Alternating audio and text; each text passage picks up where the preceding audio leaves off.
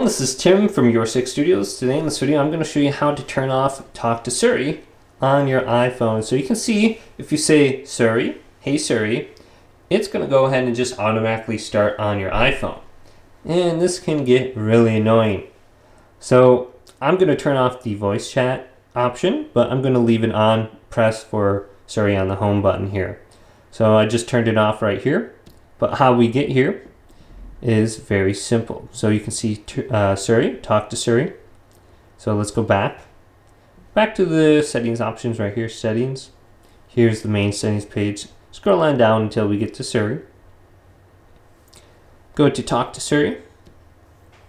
And then just turn this off right here. And then you can just use the home button to activate it.